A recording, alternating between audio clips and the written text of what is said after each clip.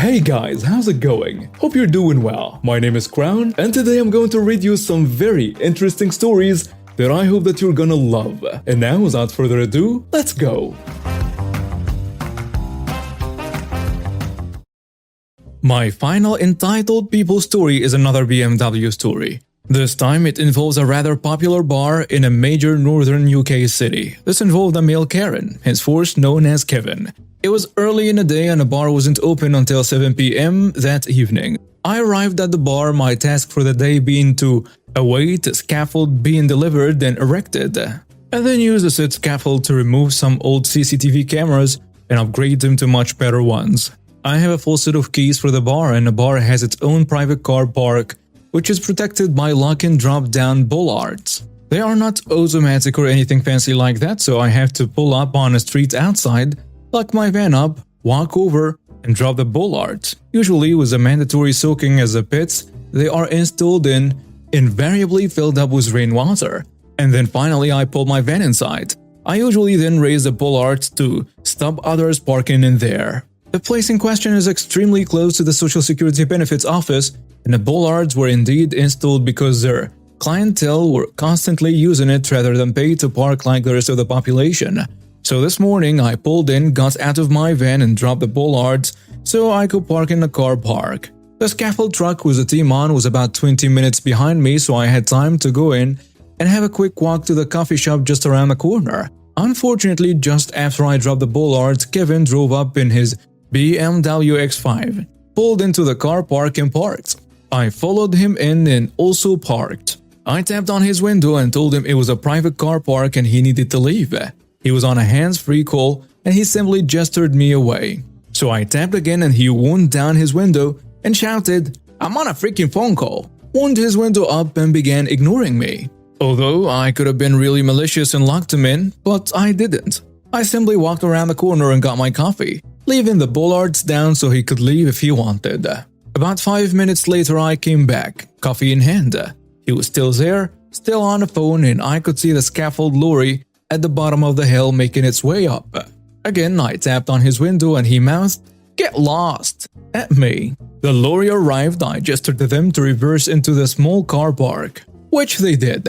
It blocked up the whole car park. The team of 3 rather big muscular scaffolders jumped out and started unloading and building the scaffold. A fairly big affair made of around 50 bars and over 4 levels up the back of the building. 10 minutes passed and the first levels were starting to appear like a rather fascinating mechano set. I don't know the first thing about this stuff, so I just watched in awe, and they flung together bars and planks like monkeys on speed. Kevin finished his important call and then got out of his rather fancy X5 and walked across to the social services building. Now, I presume he thought we'd all be done by the time he got out, so he could just jump in his car and drive off. Almost an hour passed. The scaffold got taller and wider, and the lorry got emptier. But there was still a whole level to go on top yet, and as they got higher, the build speed slowed down. I gave them a hand by passing parts up, but I couldn't actually do anything else because I wasn't skilled or qualified. Kevin came back after about an hour and 10 away and said to me, "You have to let me out." I said back, "Mate, you aren't going anywhere. I tried to tell you, but you told me to get lost." He started to get aggressive and pushed me, at which point the scaffolders came down and started to back me up. They looked scary. He didn't. He jumped in his X5 and sat there on his phone. 10 minutes later the police rolled up. Apparently he phoned them because we were blocking him in and had threatened him. I talked calmly to the police officer and explained what had actually happened, explaining that with it being a bar, the whole incident was on CCTV. I gave them my details and the details of my company, and the scaffolders did the same. Then the second officer started checking our vehicles. I thought he was just a bit curious, but whatever. So the first officer then asked the scaffolders if they could indeed move and let the guy out, and they obliged. Although it took them a couple of minutes to throw some ties over their load. We were all very compliant, although the police did tell us off. It's an offense to knowingly obstruct someone or block someone in a car park or parking space, even on private land. Kevin then got in his BMW and reversed out through the gates, at which point the second officer gestured to him to pull the car up on a road and get out of it. So it transpired after a little more questioning that Kevin had neither road tax, insurance, nor did he even have a driving license. The reason the police had to let him get out of the car park was because no crime was being committed until he attempted to drive it. Once he attempted that, he was in contravention of the Road Traffic Act and they could seize a car. Thus, the final piece of the story involves the police sending him walking down to the bus stop while a second officer drove his 2-year-old BMW X5 to the impound yard where he would have to pay a lot of money to get it back and could only get it back if someone with a valid license and insurance went to collect it. I found out later that he had paid for £1,100 tickets plus a hefty fine he was given for driving without the correct documentation or qualification. So this happened on March 17, 2021. I work as a cashier supervisor in a major pharmaceutical mall of Canada, and I've been working there for more than 1.5 years.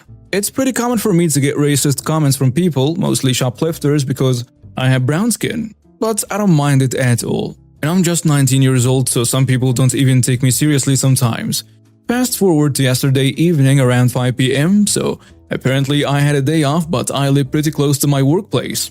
4 minutes walk, so it doesn't take long to get there. With a note, it was 1 Celsius this evening, which is very lovely weather in my city because it goes down to -50 Celsius in harsh winters every year. So I thought I should have walked, and as I got to my workplace, I remembered to buy some chips and some snacks. So I went and casually talked to pretty much everyone and left after paying a pharmacy tel, which is at the back of the mall. I didn't take any plastic bags because I didn't have to walk much. So I left the store from the front door and started walking to my home. Suddenly I heard tire screeches and an SUV pulled in front of me so close that it could have hurt me really bad, so I got scared and jumped a little. And then came Karen, a typical Karen, and she started talking to me. "Hey, stop!" Me, customer service voice by force of habit. "How can I help you, ma'am?" "You need to pay for those stuff you have in your hand. You're not in your country, so don't steal." "Oh ma'am, I paid for my stuff." "Show me your receipt." My mistake here was that I didn't take a paper receipt, instead I emailed that to me. Me, realizing she's being racist. "Do you work here? If not, I don't need to show you the receipt." I said that knowing that she doesn't actually work there. "I do work here. Now show me your receipt." "Where is your uniform?" "I'm an undercover security guard to stop people like you who like to steal in other people's countries." "Oh, then call the manager. I want to talk to your manager right now for your reckless driving." "You talk to me because I'm the one in charge right now." I ignored her and started walking away because I didn't want to make it a big scene. "Stop! Security! Security, stop him! He's stealing!" Everyone in the parking lot was looking at me. Me, in a sarcastic voice. "Wait, I thought you're undercover security though." A security guard approached me and asked what happened because they know that I'm a supervisor in the same mall. Nothing, but I don't know that Mr. Smith, the mall owner, hired new undercover security. Before the security guards could say something, Karen said, "I have been working here for the last 6 months and you're not allowed in here anymore." I took my phone out and called Mr. Smith. "Hey boss, I won't be able to work tomorrow." "What happened? Is everything alright?" "Mr. Smith and I have a pretty close personal relationship outside work too." "Yeah, but I guess I'm just not allowed in the store anymore." What?" "Yeah, the new undercover security guard just told me that I'm stealing some stuff and I'm not allowed in the store from now on." Karen, now realizing that I work there. "No, you don't work here. I've never seen you here. You're lying." "I'm on the way." "Why don't you arrest him?" Karen asked the guards. If you don't know the law, Canada does not allow any kind of citizen arrest unless there is assault or battery. I answered her myself. "Ma'am, this person works here as supervisor for the last year and 6 months." One of the guards told her, "You're lying. I've never seen this person before." "I didn't have problems with you asking for my receipt until you mentioned your country." I was telling her, but then got interrupted by Mr. Smith when he arrived. "What's going on?" I proceed to tell him everything. "Lady, you're being racist to my employee and I will not tolerate this at all. I know you take all your medications from here, but from this point, you're not allowed in this store. And if you get on private premises of this store, I will get you arrested for trespassing on private property." But I was just asking for his receipt because I thought he was stealing. I wouldn't have any problems if you would have asked for a receipt, but you were being racist to him, and I will not tolerate this at any point. After this, Mr. Smith called her doctor and told the doctor to send her prescription to another pharmacy due to her ban from this pharmacy. Karen was left cussing us all with a red face that I thought would explode at any point of time. I would have shown her the receipt, but I lost my mind when she told me that people like me steal in her country. I treat my family to dinners out and other events fairly often. My sister Charlotte recently moved closer to me and our parents. Before then, I only saw her and my nephew Leo for holidays. I invited Charlotte on a family dinner out and it was an absolute disaster because of Leo. Charlotte called me while she was driving to the restaurant. I could hear Leo yelling in the background. Charlotte asked Leo to wait a few minutes until she was done calling me, and then she would give Leo her phone. She wasn't doing anything to actually discipline Leo. My nephew's behavior was no better inside the restaurant. Leo is 8 and yet he was acting like some kind of 2-year-old. He was jumping up and down the booth, yelling to get Charlotte's attention. He threw bread at another patron's service dog. My dad took away the bread after Leo ignored the first warning, and Leo threw a tantrum. People were staring at us and I would have been too. Leo's behavior was completely unacceptable. While all of this was happening, Charlotte just said things like, "Oh Leo, you can play on my phone now." I wasn't doing anything to actually discipline my nephew. While we were outside leaving, and Leo was with his grandparents out of earshot, I told Charlotte that this could never happen again. I told Charlotte that she needs to get Leo under control, and until she does, he's not welcome at any events in public that I host for the family. Charlotte said that I was a horrible person for excluding a child, and to think about how I would have felt as an 8-year-old to know I wasn't welcome at family gatherings. If Charlotte doesn't want to hurt Leo's feelings, then she cannot mention the family events I host or actually do something to discipline Leo. Our parents understandably asked to not get involved in our disagreement. Friends are divided because some are saying that Leo shouldn't even be in restaurants until Charlotte gets him under control, and others claim what I described Leo doing was normal kid behavior. Am I the jerk? And now some comments on the post. Someone saying, "You're not the jerk. Leo might be neurodivergent and honestly she does him no help and a lot of harm by not getting him services and socialization plans. If that's the case, it's not Leo's fault he's like that, but it's her fault for depriving him of help he needs. And to be honest, if he's neurodivergent, she's actually doing bad things by taking him places where he will get so overstimulated and overwhelmed. You'll be helping his nervous system by at least not dragging him places that are going to overload his senses. If that's not the case and he's just a brat who's never been disciplined, then she's also doing him no favors and you don't have to put up with her bad parenting. That's also not Leo's fault." Another commenter adds, "You're the jerk, but not a villain. Let me explain.